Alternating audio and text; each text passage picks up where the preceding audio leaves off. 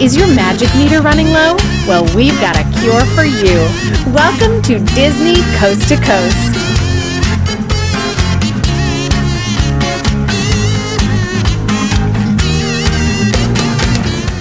Hey folks, and welcome to Disney Coast to Coast, the ultimate unofficial Disney fan podcast. I'm Jeff DePauli, and today on the show I have Christopher E. Smith joining me, the author of the Walt Disney World's 2019 Attraction Guide and many other Disney books. Hello, Christopher. Welcome back to the show. Hey, Jeff. Thanks for having me. Hope you're doing well, man. It's great to have you. It's been quite some time. I think you came on for a trivia time a long time ago. But, I had this idea of doing an episode about Illuminations and the nighttime spectaculars at Epcot, since we are getting ready to say farewell to Illuminations, Reflections of Earth. And I was so happy that you said you are a huge mega fan of Illuminations.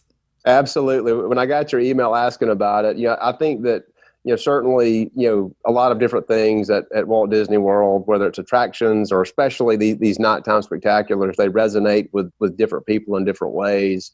And this particular nighttime spectacular really is special to me. Excellent. So let's jump into that conversation all about the nighttime spectaculars at Epcot right now. It's time to dive into today's Disney Dialogue. So I'm curious, do you happen to know what the first nighttime spectacular at Epcot was called? I know it has Lumiere in the name. Yeah, that's right. Carnival de Lumiere, and this opened in 1982, just a few weeks after the park opened. And this is one, I got to say, these earlier ones, I have zero recollection of these whatsoever. Same here. And it looked like that one only lasted for a short period of time, which was interesting. Yeah, because less than a year later, there was this show called New World Fantasy. And then following that in 1984 was Laser Phonic Fantasy, which from what I understand was a pretty similar show. And there were 3 nighttime spectaculars at Epcot, which I think a lot of people will be surprised to hear, before Illuminations ever came along in 1988. And this was the first version of Illuminations. And I do want to point out, I'm sure most people listening at this point know, but I actually love this name because the N in Illuminations is capitalized. It's a show about all of the nations, which of course is very fitting for World Showcase at Epcot. And I always thought that was super clever. I know some people think it's cheesy, and we'll get into them kind of continuing this tradition with the new show coming. But I don't know. I don't think it's cheesy at all. I think it's clever. I think it may be a little cheesy, but I love it. Right. I mean, you combine, and I'm assuming this is what they did. You combine Illuminate and Nations with Nations playing such a big part, certainly of Epcot as a whole, but World Showcase. I think it's super cool. I think it's a perfect name for a nighttime spectacular for that part. Yeah, I completely agree. And as I said, this started in 1988, so obviously this show's been around for a long time. There have been many different versions of this show. In 1996, we got our first variation. It was called Illuminations 25. Perhaps less clever of a name here. This is because they were celebrating the 25th anniversary of Epcot at that time. But Illuminations 25 came along. It had some changes to it. And I am curious, though, do you have memory of the first time seeing Illuminations? And did you have some preconceived notion, or was it just like you were at the park? Oh, cool, there's a nighttime spectacular. Let's check it out. Yeah, I'm glad you asked that. I actually do remember it. And unfortunately, I missed, the earlier versions because, I've been to Walt Disney World, countless times and went a lot when I was growing up as a child. But as I got into college and then later law school, there was a gap, of several years where I just didn't get down to the parks and kind of lost a little bit of that magic myself. When I finally did get back down, it was actually 2004, so it was kind of the version of the show that we see now. Epcot was the first park that I hit on that return trip, and then seeing that show, I think that's really why I kind of hold it in such high regard. And it's a kind of a soft spot in my heart, is seeing that show really did kind of, relight that love for Walt Disney World as a whole, but certainly Epcot as a park specifically.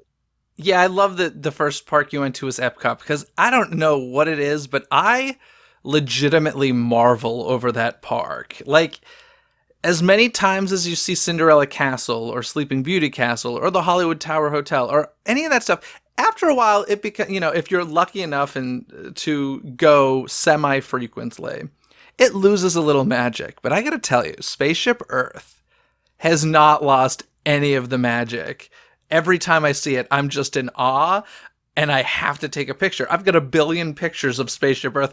I don't need any more from every angle. Like, I don't need any more. Yet I can't help myself. I think I'm really just fascinated with Epcot as a park, just generally, right? I love the history behind it, kind of Walt's vision for what he thought it would be, and then kind of that change process that went through to actually result in a theme park that guests visit.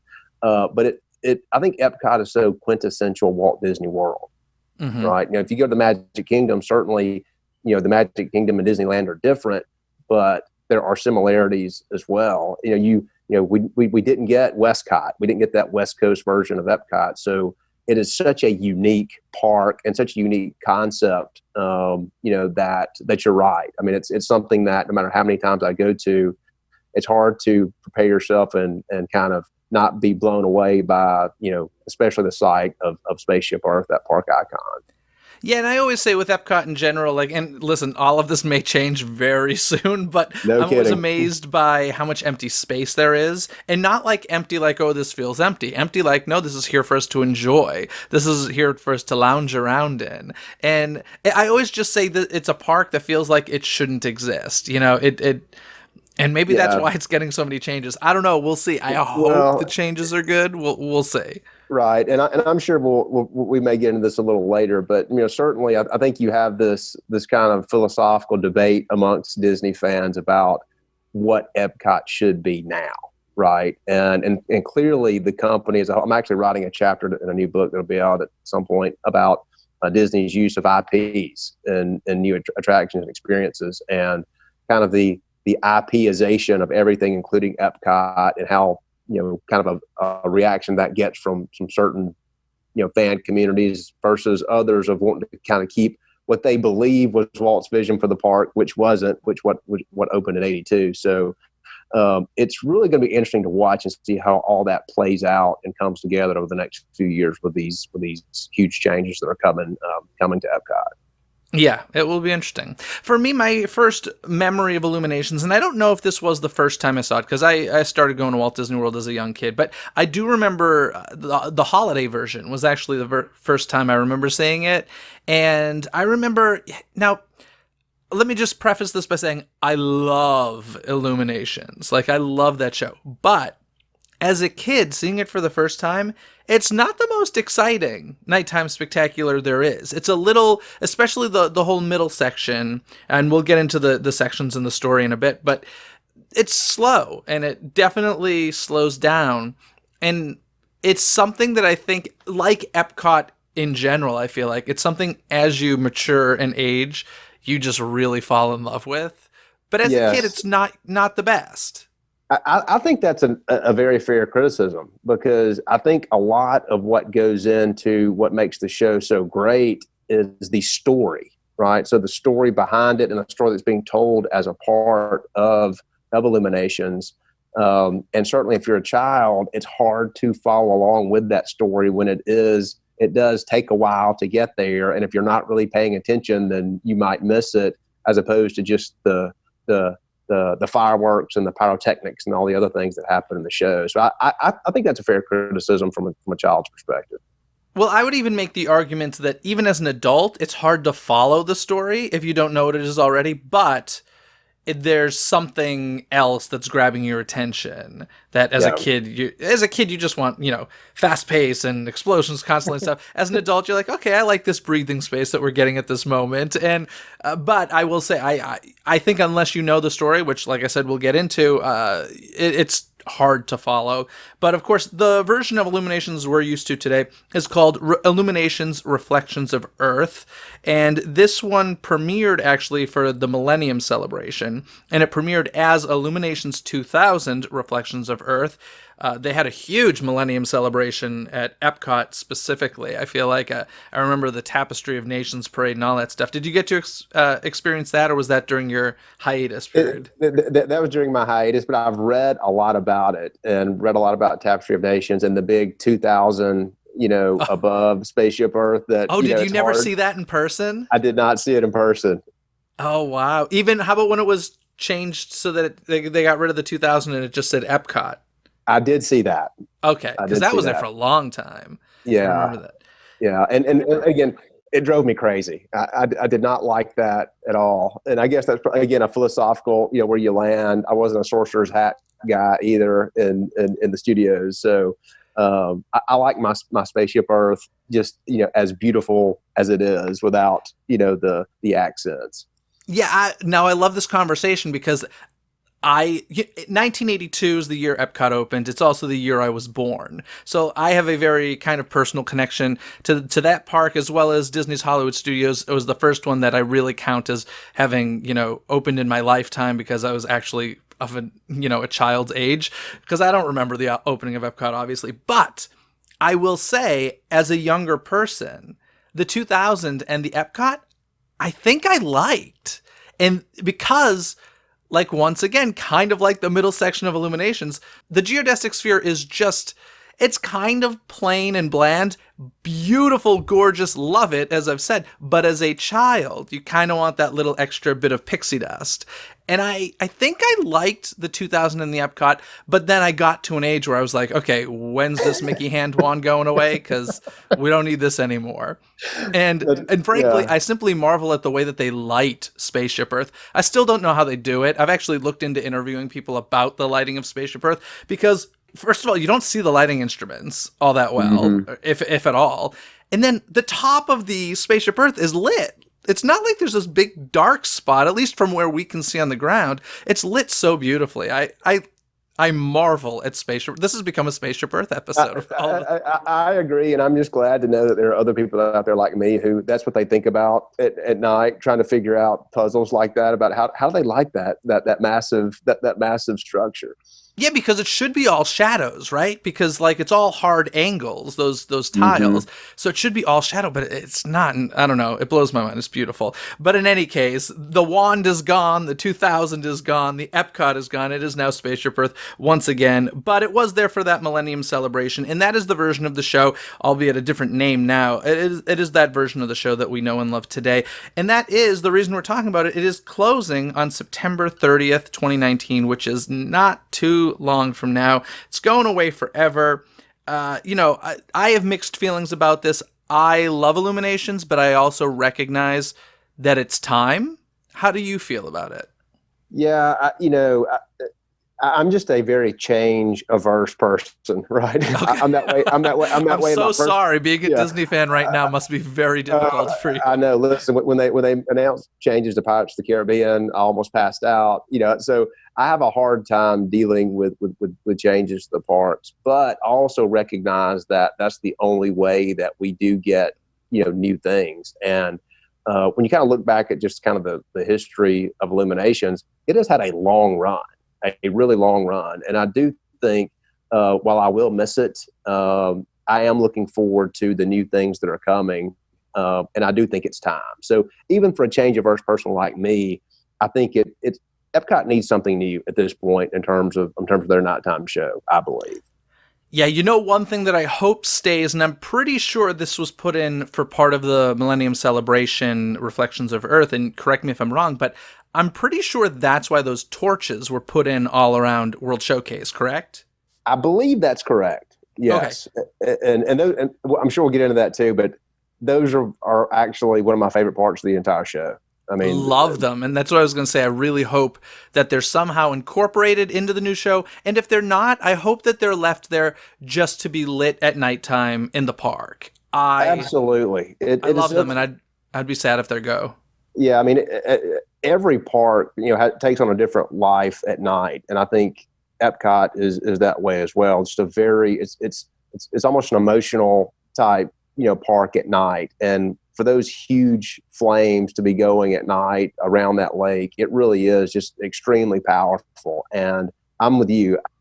I have to think that they're going to somehow incorporate that into these new things that are coming. I certainly hope so, because for me, it's one of my absolute favorite parts of the current show that we see today.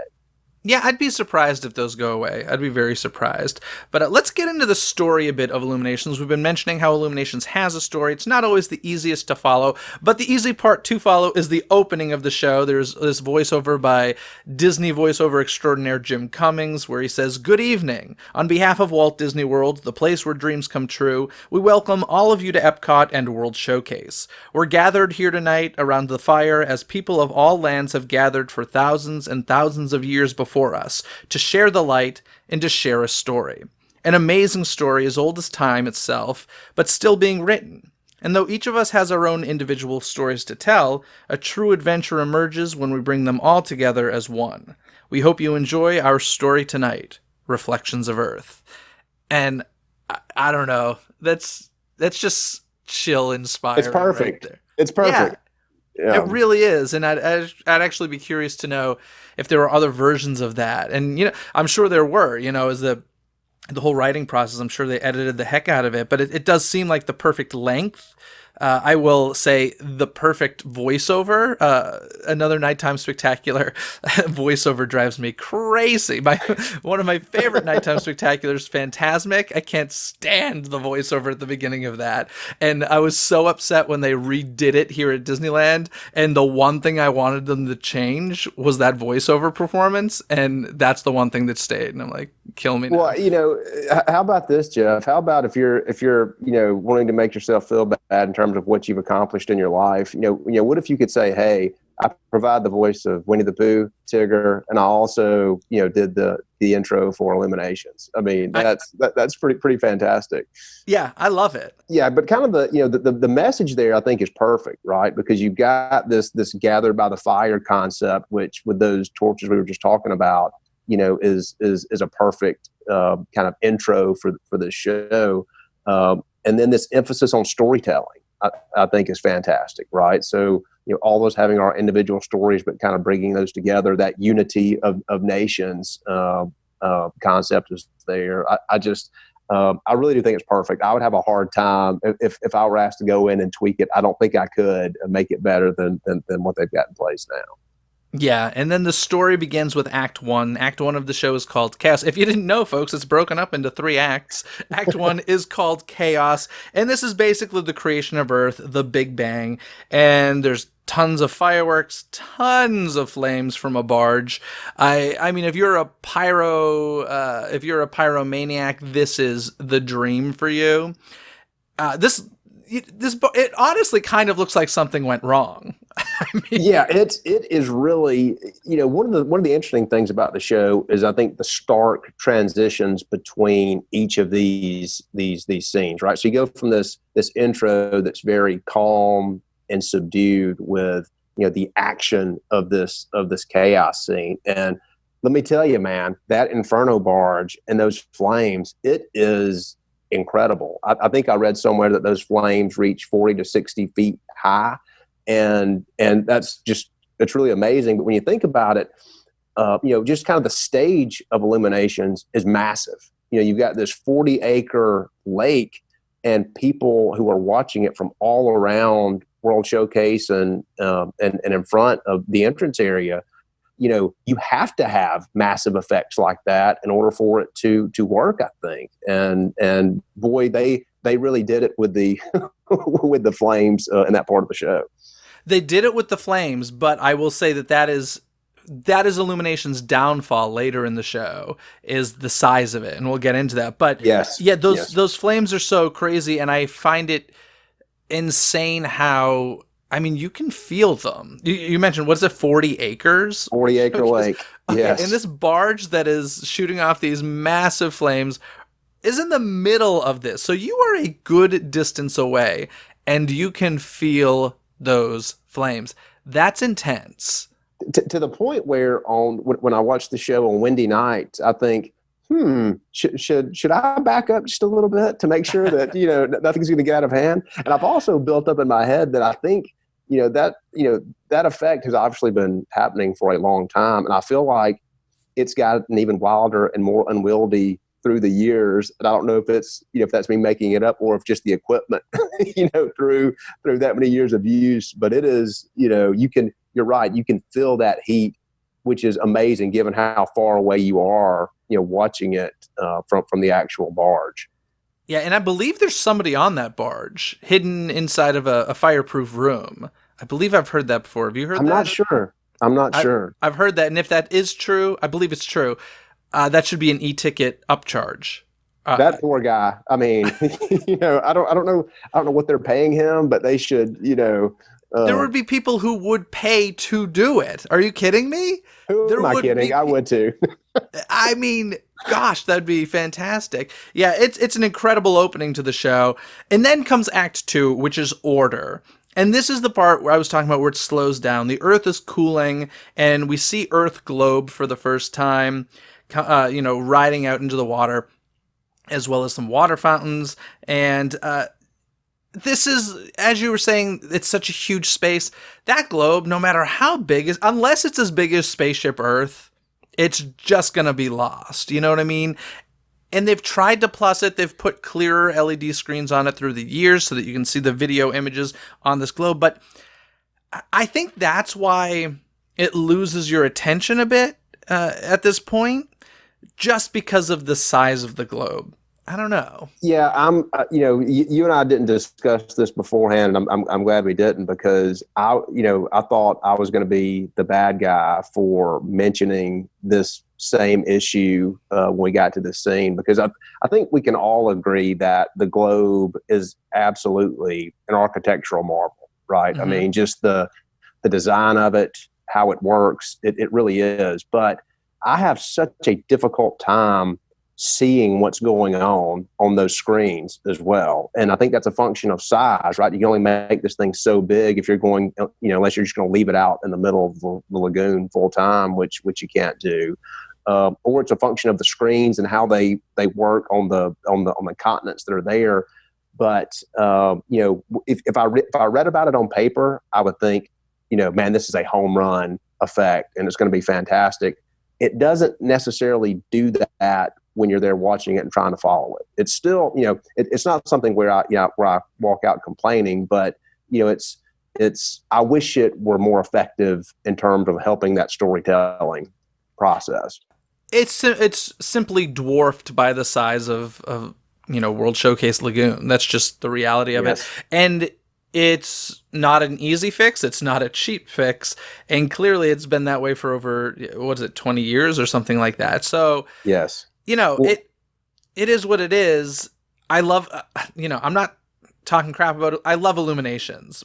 But if there's a problem with Illuminations, that's the problem. And it's unfortunate because that is the most critical storytelling prop of the entire show, right? Sure. And even kind of watching videos of the show, right? So people have filmed it and have zoomed in on it. It's still difficult to make out, exactly kind of what's going on these different screens, other than just flat photo flashes here and there.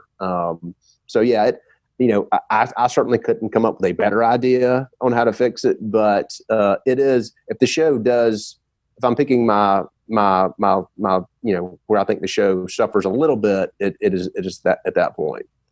So I have an idea that's actually just thought of, and I don't even think it's necessarily a good idea, but it's a different idea. And I don't even know if I feel like that's a pretty long chunk of the show, so maybe it could do it. But what if instead of just going to the center of World Showcase Lagoon, what if it had taken a lap around the edge of World Showcase Lagoon? That way, at least for a moment, you are seeing a clear picture of what's on there. I don't know. That's kind of a compromise situation. I don't know if it's a good compromise. Well, I mean, I don't know that there's a point on World Showcase Lagoon, because you're all, give or take a few feet, you're relatively the same distance from the globe when it gets to its final position. Mm-hmm. I don't know there's a place around there where you can make out clearly what exactly is going on. So I like that idea in terms of, at least for, a few seconds as it passes by, you can actually get a close-up look and see what's going on. I think you're on to something, Jeff. I think you're on to I'll something. make a call, and I'll make sure the last week that's how they're going to do it. No, but in any case, let's move on from the globe, the problematic globe. But during this middle section of order, I do love the countries are illuminated around the lagoon, which is something I always love it when you're watching a show and you feel like you've seen the entire canvas of where this show will be taking place. And then there's that moment of, oh, wow, I didn't expect it to expand to that level. And it does. And it's just a simple, popcorn lights around the rooftops and the silhouettes of the buildings in World Showcase. But I think super effective. I love that moment. Extremely effective. And I think, what we've been talking about, I think kind of the best things and the worst things about the show all relate to this massive canvas upon which it is played. Right. So yeah, interesting point. So you're sitting there and there's just this vast, lagoon. And as these lights come on these different nations, it makes that canvas even bigger. And you've kind of lost track a little bit in terms of what all is out there as you've been watching the show. Again, a simple but very effective, piece of the show that I think again, it's in terms of what their dollar expenditure for that effect is probably very small, but the impact on the show I think is significant. That's another effect. I'm going to list that along with the torches. I hope that's worked into the show somehow. I don't know if it will be. Obviously, they don't want to do the same show over again, so I get that. But I would love for that to stay. I agree, but I'm just telling you right now, if those torches aren't part of it, I'm going to have to stage some type of toad-in, some type of some type of protest to get that included. Every time you enter Epcot, you're going to bring your own tiki torch and just light it at the right moments and walk around World Showcase. There we go. I'll have to spend a couple of hours at Trader Sam's before I do that. So before we move on from here, I do want to mention the Earth Globe one more time because I'm curious. Have you ever experienced the moment in Epcot where they bring the globe? Basically, they cross it over into World Showcase Lagoon where they have to lift the bridge and everything, and they try to make a moment out of it. It's quite funny. Yes, I have a couple of times, and I always think, I think they could come up with something a little better for this, but I guess in the grand scheme of things, that's a small complaint. For those of you listening who don't know, there's this great moment every day. It's probably around 4 p.m. or something like that. I could be wrong about the time, but basically it comes from over. Oh gosh, what country is it? Near China or something like over on that side. At least. Because that's where the bridge. Yeah, that's where the bridge is. Yeah, so they have to lift a drawbridge because it's too big otherwise to bring it into the side, of World Showcase Lagoon that it needs to be.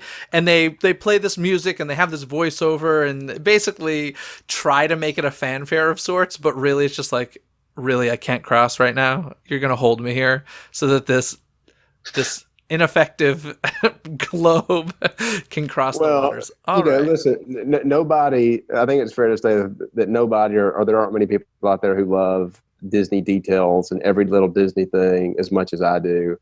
And when I find myself at that point, I'm thinking exactly what you said, which was, come on, man, I'm trying to get to Germany. I need a drink. Can we get this thing going? That's great. Okay, let's move on to Act 3 of Illuminations, Reflections of Earth. And that act is called Meaning, and it's all about unity. So, of course, the unity torch comes out when the globe opens, which is probably my favorite moment with the globe is, you think it's one thing and it becomes something else as it opens up and a giant torch comes out the center, and we have that great song We Go On, lots of fireworks, and just a great finale to the show.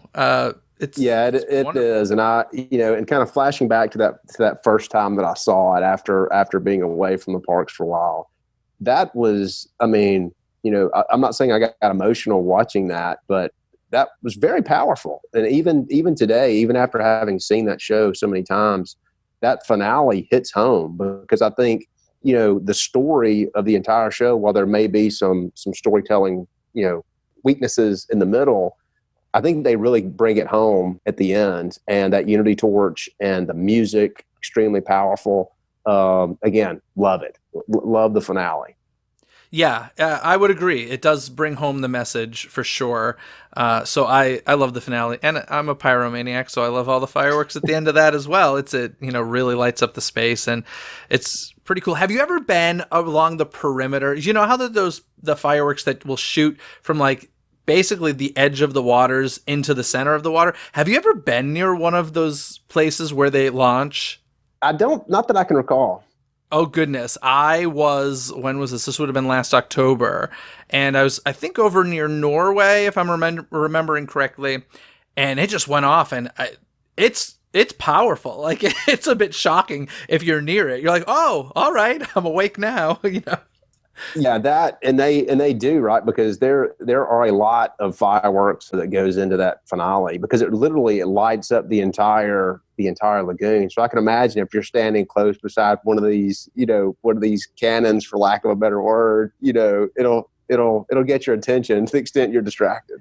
Yes, it certainly will. After, Act 3, that is the end of the show, but there's a cute little post-show. I just love the lasers that they use on Spaceship Earth, turning Spaceship Earth into the globe, into the size of the globe we need for Illuminations, really. But, it's just such a fun. There's so much you can do with Spaceship Earth. Yeah, and I think they're just kind of scratching the surface now in terms of what they can do with that, with the new technology they've got in developing. But what I like about the finale there is I think the show works and is effective without it.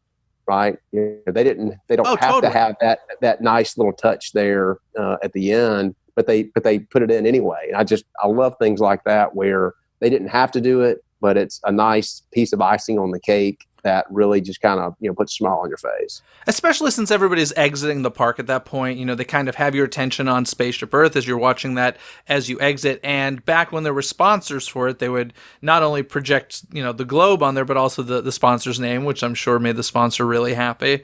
And they're playing, I think the song is called Promise, if I'm remembering correctly. Mm-hmm. And I think they even still use that Tapestry of Nations parade music as part of the exit. They could have gotten rid of that, but I think they do. I think they do.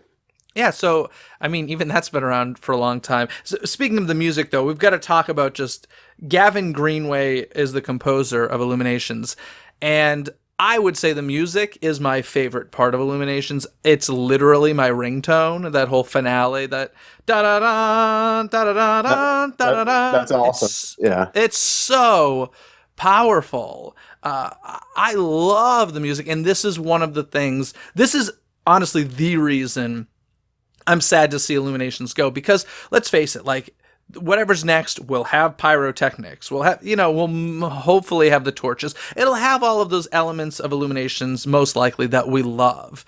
But it's that musical score that I'm going to miss tremendously. And I'm hoping that maybe the way that like Paint the Night works in some of the Main Street Electrical Parade music as part of a little tribute, I'm hoping maybe we hear a bit of that in these future shows. Yeah. But I don't know. Yeah, that's tough. And I agree. The music, I think if, whether we're talking about attractions or shows or nighttime spectaculars, I think music is one of, if not the most powerful storytelling, tools that can be used to really send the message. And I think that is certainly the case with Illuminations. I mean, can you imagine that show with a different soundtrack?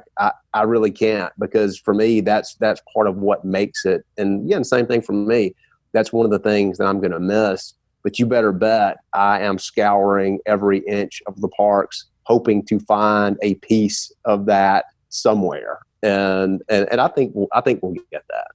Yeah, I would agree. I think that, listen, if they can play Now Is the Time from the old Carousel of Progress in Tomorrowland, I'm sure we can fit the Illumination score into Epcot somewhere in the future. I don't know, maybe we'll hear it in the new Spaceship Earth somewhere. I don't know. Yeah. I hope it lives on. So how do you feel about the whole thing, though, Jeff? How do you feel about, I told you I'm just very change averse. How do you feel about, about the show going away? And I think the blow is softened a little bit by some exciting things that we hope we're going to get, yes, following the show. Yeah, Yeah, like I said, I think it's just time for Illuminations to go. I love it, and it is. I'm not gonna say it's an every time I go to Walt Disney World thing, but it's a 90% of the time when I go to the Walt Disney World thing. Mm-hmm. So I'll be sad to see it go, but I love the fact that there's no lull in between this closing and the next thing beginning, which we'll get into in a second. But before we Yeah. get there, I do want to mention, we've mentioned several different versions of Illuminations and nighttime spectaculars in general, but there were some limited time things like the holiday Illuminations was around for many years for the holiday period. From what I understand, 4th of July, the tag on the show, as well as New Year's Eve, the countdown edition, were mind-blowing. Like, as much pyro was shot off in those last few seconds as during the whole show, from what I understand. So, Yeah. I never got the chance to witness those. Yeah, I never saw the 4th of July, but I've seen the New Year's Eve, and it is. I don't have the information in front of me, but I would guess that the pyro and the fireworks they do in the tag is more than for the entire regular show. It is unbelievable. That's nuts. That's wild. And once again, as a pyromaniac, that excites me very much. So I wish I had witnessed that. Hopefully they'll keep that tradition around. I somehow doubt it, though. It does seem like more of those special little seasonal moments are going away. The first thing that comes to mind is the Main Street Trolley Show, where they've gotten rid of the seasonal overlays because of additional rehearsals and additional costumes, stuff like that. It's little things that we as Disney fans love, but at the same time, the company doesn't love because it just means spending more money for little or no return, really. I mean, are people going to stay and watch Illuminations? Yes. Are more people going to stay if there's an additional tag? Not necessarily. So No, and yeah, I'm afraid you're right. And I talk to people about this a lot, just kind of this harsh reality of, our idea of Disney as Disney fans, and then the fact that there's a company behind that has shareholders, and the name of the game is to make money. And these tags, come during the holiday seasons, which are the busiest times of the entire year for the parks. And so I hope I'm wrong, but I'm afraid, I hope you're wrong, but I'm afraid you're right in terms of we may not get that because the parks are going to be packed anyway. They spent money to do this new show, and it's just an additional expense above and beyond, what they've already got into the new shows. yeah. In addition to those, they had one night only versions for Epcot's 25th, 30th, and 35th anniversaries. So there's been quite a few variations of Illuminations, but as we said, it is going away very soon, making way for this new temporary show called Epcot Forever, which premieres the following day. This will be October 1st, 2019, which also marks the 37th anniversary of Epcot. And this is interesting to me for a couple of reasons. Why would they not just keep Illuminations as it is until the new show's ready? And my thought is Epcot Forever must be a cheaper show to produce. It's saving money. That's my guess. Yeah. But I don't know. I mean, it's not cheap to record a new soundtrack or mix a new soundtrack, so I don't know. I'm a little confused. Some people say it's because of work they need to do in the lagoon, but this other show's still going to be going on. So does it? I don't know. I'm not quite sure why this is happening. I'm thrilled about it, but I'm not quite sure why it's happening. Yeah, I'm. It's the whole timeline is interesting, right? I mean, you've got Illuminations is going to end on one night, and this temporary new show is going to start the very next day, and then you've got this the ultimate new show coming in 2020. Again, the only thing I can think of is there are infrastructure requirements for Harmonious that Epcot Forever will not require, and so it gives them time to kind of build that infrastructure for the show that's coming in 2020. But I was a little worried about the show we're going to get on October the 1st. Just thinking about, okay, we're going to turn the switch off of Illuminations on night 1 and night 2. We're going to launch this new show, but then the more information that starts coming out about it, those worries are going away. And man, I'm super excited to see what's coming. I honestly think that Epcot Forever is going to be such a huge hit. I think there's going to be backlash when that has to close for Disney Harmonious to open. And I'm being serious. Like, just the little bits they've shown us at like D23, and I know the video's out there now. And I should mention that this production is basically a celebration of what Epcot has been and what Epcot is going to become. It's an all-new limited time spectacle of fireworks, music, lighting, lasers, and choreographed special effects kites, which I love the video footage I'm seeing of this, but the video clips they've shown us, there's music like Magic Journeys or Tomorrow's Child, as well as, bits of Soarin' in there. And it's basically a fanboy's dream. And it's a nostalgia gut punch. And it looks really like these kites, which at first I was like, oh my goodness, are they actually doing the drone thing? But it actually looks like they're being pulled along by jet skis or something. Yeah, that's what it looks like. So I was a little surprised the drone thing still hasn't happened for one of the parks at Walt Disney World. It's for a long time, and maybe we'll get it with Harmonious. I don't know. But they haven't mentioned that yet. But in any case, Epcot Forever, I think, looks fantastic. It looks like Figment's going to be part of it, as well as Dreamfinder. I mean, what more can you ask for? Yeah, I think you said it the right way. I think what they are doing with this show is they're saying, listen, we know we've got a huge base of Disney fanatics and Epcot fanatics and people who love the history of the parks and love the nostalgia. And so this show is going to be essentially based on that love for nostalgia. And those little bits and pieces that we've seen, man, I can't wait. And I think you're right. My hope is that it's as great as I think it will be. And it's going to put Disney in an interesting position, right? If it gets an overwhelmingly positive response, because it's got such a limited runway. The dates I've seen are summer 2020 for Harmonious. So we're talking. They haven't given an official date yet, but it would make sense that they would want it open for summer. So yeah, it's about a 6, 7, 8 month window that they're giving this unofficially, So there would be just a lot of people who would never have the opportunity to see it. Oh, absolutely. That's just with that short of a time period, if you could get down on those few months to see it, would you be able to experience it? So there's two things that I'm thinking when it comes to that. First of all, maybe the show will be terrible and nobody will care, but I don't think that's going to be the case. But it does make me think about over at Disney's Hollywood Studios how we have Star Wars The Galactic Spectacular, their nighttime firework projection show, which is spectacular. But before that, they have Movie Magic. Is that what it's called? Mm-hmm. Where they do another projection show. Now, I believe the difference is I believe that's just projection. And that happens a few minutes before the Star Wars one. But they are doing back-to-back projection shows, essentially, at Disney's Hollywood Studios, one right after the other.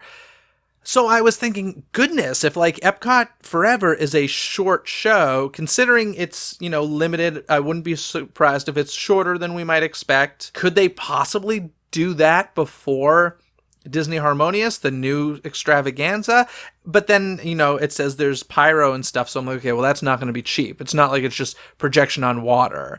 Right. So I doubt that's the case. But if it were a huge hit, they could do it 3 nights a week, maybe something like that, and then switch it off. I don't know. So you're telling me there's a chance? I honestly think there may be a chance if the response is over. Let's put it this way: if the response is overwhelmingly good, plus Harmonious costs more money to do nightly, which I assume it will. Yes. Would you not, as Disney, say, you know what? You guys love the cheaper show? We'll do that 2 or 3 nights a week and save some money. And if you want to hit both during your vacation, guess what? You're coming to Epcot twice instead of driving down the street to Universal Studios one day. It might work out for them in that way if it's brilliant. Yeah, I think that would be great. Now, I think you're right that we probably need to pump the brakes a little bit because, literally, Disney is looking at this as a Band-Aid, show to get them to Harmonious. So I'm hoping that my faith in what they're going to bring to the table on October the 1st is not disappointed by what they actually put out there, because I'm sure, I'm sure they're going to be not spending all the money they could be on it because they're spending that money on what they think will be, the nighttime show for Epcot for many years to come. But just based on the subject matter and based on those clips that we've seen and the music, the snippets that we've gotten, I'm all in. I can't wait. I can't wait to see it. Yeah, now I'm going to say something that kind of contradicts my thoughts in general, but I don't know if you know this, but here at Disneyland, they've been doing something lately which is infuriating, but might work in this situation, where for the nighttime spectaculars, they're like not really fireworks shows anymore, because they're shooting off the pyro for these shows just on the weekends, and then during the weekdays they're only showing the projections and maybe some low pyro and lasers and those sorts of effects. So basically they're saving money by not launching pyro most days of the week here at Disneyland. That's a problem. That's a whole other conversation. I hate it. But in the case of Epcot Forever, if they wanted to do like Movie Magic, if they wanted to do it before Harmonious, maybe there's like a non-pyro version they could do. I don't know if most of it depends on projection or what. Like, nobody knows. We haven't seen the show yet. But if there was like a B version of the show that was really good, I'm just excited about hearing that music around World Showcase. I think is what I am too. I'm just really excited about it. And that little video clip. Did you saw the video clip? I did. I've only watched it a couple of times. Yes, it like gives me chills, and it's nothing. And they showed it at the D23 Expo, and in that room, I was just like tearing up, and I'm like, this is stupid. Why am I tearing up? But it's so good. So I don't know. I'm just very excited about Epcot Forever. And if I'm that excited for Epcot Forever, I should be losing my mind over Disney Harmony Us, which once again, great play on words. The US at the end are capitalized for us as a world, not us, not US as a nation. At least I think they're not going for US as a nation. But wouldn't that be funny? Harmony U period S period, and that would be a problem. Harmony US. But this is the permanent nighttime or the quote unquote permanent nighttime spectacular for Epcot. And this one's going to focus on music, and it will celebrate how Disney's music inspires people from all around the world. Okay, now immediately I'm like, a little bit of a red flag here, because this is just, to me, that just says IP in the nighttime spectacular. Will this be more interesting to most people? I believe so. We saw this issue with Rivers of Light over at Disney's Animal Kingdom. They tried to do a nighttime spectacular that really was just about animals and didn't have Disney IP in it, and we've seen that they've had to change that to add them in. So this is the direction the parks are going. This seems to be what the general public wants. We're not talking about Disney fans here. So I think it will be successful in that sense, but it does make me shed a tear to think that we'll probably never get anything like Illuminations ever again. Yeah, and listen, I don't have any inside information, but in my mind, clearly, the Harmonious is going to have a significant IP, impact, right? Especially when you're talking about music and tying in characters. Again, as much I get into debates with people, more often than not about use of IPs. I don't have an issue at all with using IPs as storytelling tools. I wish there was still an emphasis on original storytelling to go along with that. I think we've lost sight of that, but that's a business risk mitigation issue, right? People are already familiar with these stories from the films, and so you have a much higher success rate if you're using things that that people already love. But having said that, I agree. I hope they go into it with light strokes and not a broad brush. I hope the entire show is not just songs from the Disney animation renaissance or newer films. I hope there is still some Epcot specific flavor to it, because again, Illuminations, I think, is, like I said before, quintessential Epcot. It's not quintessential, hey, the whole, Walt Disney World as a whole. It's Epcot, and I hope this new show at least kind of carries some of that in with it. Yeah, I hope so too. Now, we did get some new music from this that was you can find online. It was played at the D23 Expo with the live orchestra. Right. Once again, like the Illuminations score, it gave me chills. You know, it's a lot of string instruments, a lot of chorus work, and I love that. That's just like immediately chill-inducing for me. So I did love the new music, and I thought to myself, okay, it's not going to be all, you know, IP music and all that stuff. But, I mean, to me, all I can think of is Happily Ever After, where that's essentially bookended by this new music, and in the middle, it's just a medley of Disney tunes that honestly aren't even that cohesive. That works in Magic Kingdom. I don't think that works as well or belongs in Epcot. As you said, I like your light strokes versus broad strokes. That would be lovely. I expect to see projections of Moana and all these Disney characters. I expect to. That's just the reality of it. But I hope it's subtle. And, I hope that this musical score, this beautiful musical score that we heard, I hope that it's a major, major element of the show. I agree, and I feel the same way. But I also recognize, I have my wife Alexis and I have three small children, and when they're in the parks, what do they want to see? Right? They want to see all these characters they've watched on television and in movies, and so I understand from business perspective, you're trying to touch as many people, in the storytelling process as you can. But again, I think you have to carry with that kind of the story of Epcot and what the Epcot means to so many different people, and in terms of kind of what we thought it was going to be, what it is. And again, I'm cautiously optimistic. I think if you go into it with expectations that there's going to be IP there, but there's also going to be some original, stuff there as well, then I think you're going to be happy.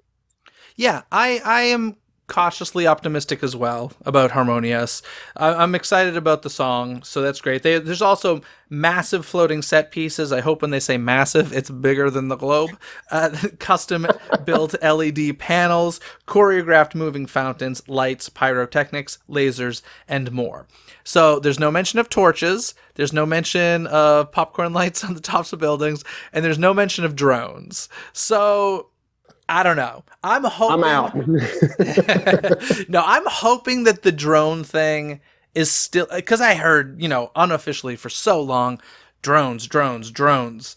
And supposedly the problem is getting them from backstage over to World Showcase Lagoon without having kind of like the drawbridge situation of everybody stop while these drones fly over your head, which is kind of even weirder than the whole globe barge situation. But I'm hoping that it's still a possibility, and they're just not sure yet. They haven't gotten to that point of testing, so they're being smart and not saying anything, and hopefully it'll be a nice, happy surprise. Because I think drones Universal's using them in their Dark Arts show for Harry Potter, and I'll tell you, it sent chills through my body the first time I saw them form in the sky and create that image, and it was beautiful. Yeah. So I would love to see what Disney could do with it. Yeah, again, I have absolutely zero inside information at all, but you have to think they're trying to get that technology incorporated, because it is what they can do with those drones from a storytelling perspective and a visual perspective. It is jaw-dropping.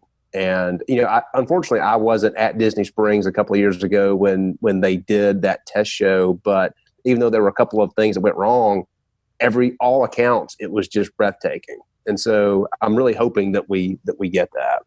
You know what I heard that show was all about, though? It wasn't as much Disney testing as it was, who was it? Intel that sponsored it or something? It was more about them preparing for the halftime show for Lady Gaga at the Super Bowl. Sincerely, that's what I hear that was actually about. So I'm sure Disney was testing the waters as well. But, forgive me, I'm going to be totally naive here for a moment because I don't really know how drones work. But that whole fear of, or the concern about getting them over to World Showcase Lagoon, couldn't they just put them all on a barge and ride them out instead of flying them out? Yeah. I don't know. Who knows? See. Yeah.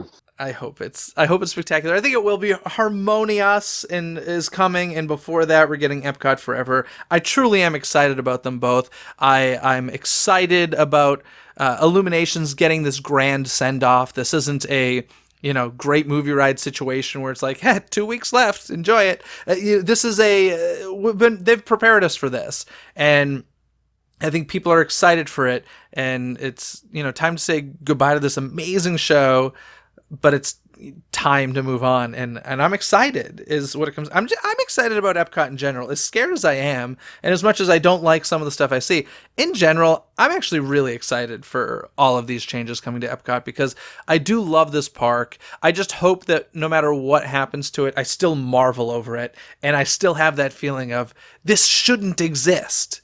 Because it doesn't feel as corporate as everything else, So I hope I always feel like Epcot shouldn't exist and have gratitude that it does. Yeah, I agree, and I'm very excited about the changes that have been announced, and I love Epcot, but I do feel like, and I think a lot of people have felt this way, that Future World in particular needed a facelift. It needed. It needed some changes, from an aesthetic standpoint. Now you can talk about what do we do from a storytelling standpoint with these new attractions and pavilions, but I think in terms of, set Spaceship Earth aside, I do think that, you need some changes there. And I just hope they handle those changes appropriately. Yeah, I'm in love with the new, get rid of Future World name and the world. I love that there's World Showcase, which we've known and loved since day one. So the world, then something else, has been there since day one. So I feel like World Celebration, World Nature, and World Discovery, I think fit beautifully. Even better than Future World, I think. Because the problem I've always had with the term Future World was, what's the difference between Future World and Tomorrowland? Just as words, they mean the same thing. And I've always felt that way. So I'm excited about World, that this whole world thing they're doing. I think it's great. I agree. And, not to get off on another tangent before we finish up, but this is Disney Coast to Coast. That's what we do. We just tangent. It's always fascinated me when you're talking about, Epcot as a whole and Future World specifically, and then Tomorrowland, and people talk about Walt's original vision of Epcot, if you want to see the closest thing to Walt's original vision of Epcot, then you can do two things. You can ride the monorail, or you can go get on the People Mover in Tomorrowland, right? And so, I wish, in that Future World concept, I wish they would have had a People Mover, type attraction there as well. Yeah. I'm hopeful for Epcot. I'm excited about Epcot, and we'll see soon at least what some of the future holds for Epcot. So it's very exciting. But I think that means it's trivia time. All right, Chris, would you like to hit me with the trivia question first, or shall I hit you? Why don't you hit me first? Okay. These questions came from Wikipedia, so I hope that they're right. I really hope they're right. But we're talking about those popcorn lights along the tops of the buildings all around World Showcase. There are actually a couple of countries that don't light up during this whole moment of Illuminations. Do you know which countries they are and why? Yeah, I actually do, believe it or not. So one is Morocco, and the reason of that is a lot of the structures in the Morocco pavilion are, replicas that have religious significance in that country, and so to be respectful of that, lights are not included. And then when you kind of look at the symmetry of World Showcase, in order to kind of make that not stand out, I believe the Norway pavilion also on the other side of the lagoon also goes without lights. That is correct. I knew about the Morocco one and because of the religious significance, but I didn't realize that they balanced it by not lighting Norway. I found that interesting. Yeah, and I try to think about if I'm sitting there and looking at the lagoon as a whole. If you've got this one pavilion that stands out as not being not having lights on, I don't know that it makes it any less. It makes it look more symmetrical with Norway being out too. But I guess Disney Imagineers felt that it did. Yeah, I can understand that. I guess it would partially depend on where you're standing around World Showcase, but I get that. Good And point. as I said, Morocco I'd always heard about. I didn't realize that was a fact for Norway as well. So according to Wikipedia and you, that is indeed factual. So cool. What's your trivia question for me? Well, Jeff. It just so happens that Wikipedia is a great source of trivia questions. So we've talked about all these different effects that go into Illuminations. All these pyrotechnics and all these different fireworks and just so much stuff there.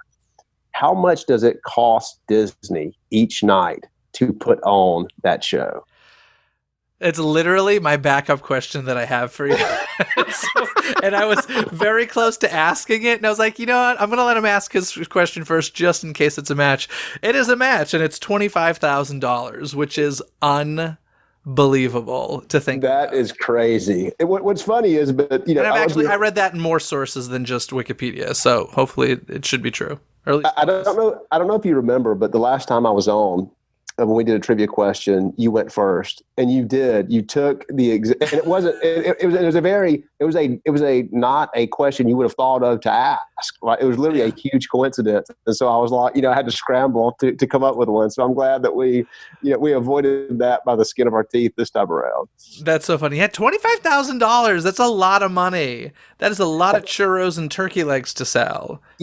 That's a lot, and what I'll be interested to see is I also read that Wishes, which recently got replaced, it was in the $40,000 to $50,000 per night range, and what we've read about Harmonia says this is going to be the largest, biggest nighttime spectacular we've done. So you would think that it would also be the most expensive.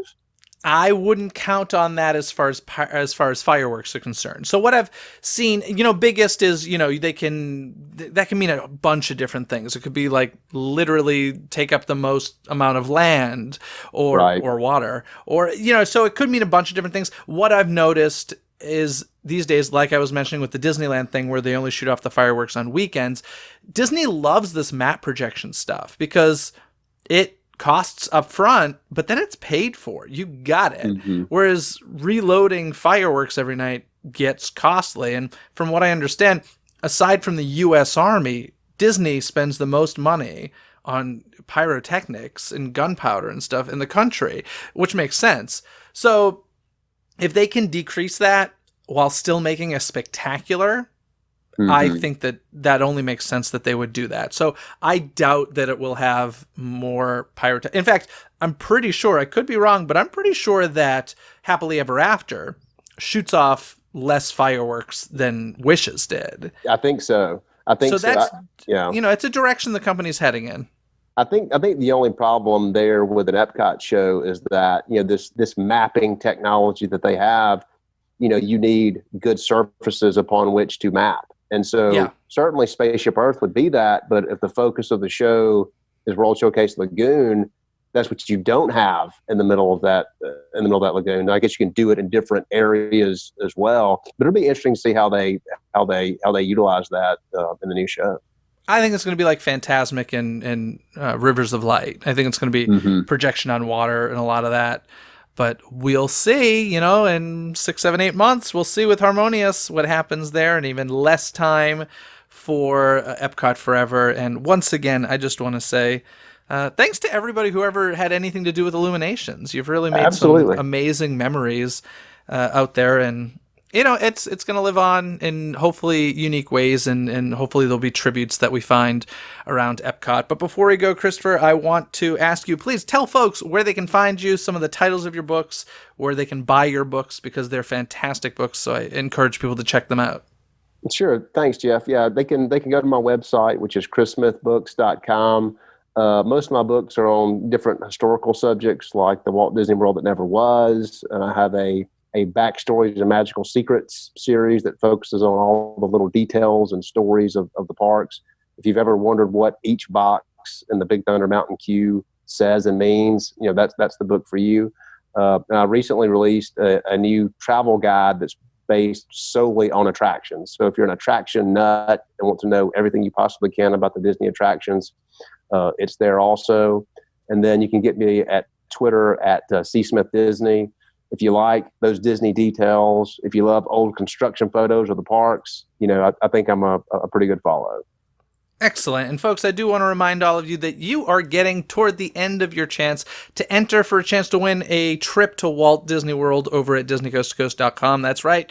We have teamed up with some other Disney influencers who are giving away a trip with a hotel, your food, and your park tickets. So head to DisneyCoastToCoast.com, click on contest, and enter every day through the end of this month, September of 2019.